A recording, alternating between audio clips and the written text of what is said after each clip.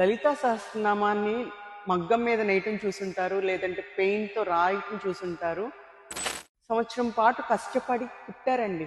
గొలుసు కుట్టుతోటి లలితా సహస్రనామం అంతా ఒక చీర మీద కుట్టారు.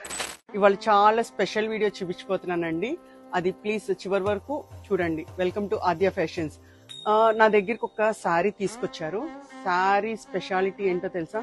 లలితా సహస్రనామం మీరు ఎక్కడైనా రాయటం చూసుంటారు పెయింట్తో, లేదంటే మిషన్ మీద చేయించడం చూసుంటారు, లేదంటే నేత నేయటం చూసుంటారు. నేనైతే నేత నేయటం చూశాను, ఒకళ్ళు నేయించారు. కానీ ఒక ఆవిడ సంవత్సరం పాటు కష్టపడి కుట్టారండి. గొలుసు కుట్టుతోటి లలితా సహస్రనామం అంతా ఒక చీర మీద కుట్టారు. ఆ వీడియో చూపించిపోతున్నాయి. ఆంటీ పేరు సుజాత గారు. అంటే ఆవిడ సంకల్పం ఎంత గట్టిదో ఆలోచించండి. అంటే దాన్ని ప్రోత్సహించిన వాళ్ళు రమావదిన. మొత్తం అంతా చేతితో రాశారండి. సంవత్సరం పాటు కష్టపడి రాశారు లలితా సహస్రనామం.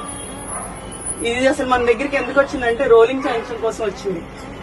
కుట్టి ఉంది కదా, కొంచెం నలిగిందని రోలింగ్ అని వచ్చారు. కానీ రోలింగ్ లో టైట్ గా లాగాలండి. ఇదేమన్నా అవుతుందేమో అని భయం వేసింది నాకు. సో స్టీమ్ ఐరన్ చేస్తామని చెప్పాము. అసలు నాకైతే చాలా బ్లెస్డ్ గా అనిపిస్తుంది ఫస్ట్ ఇది చేయటం వల్ల.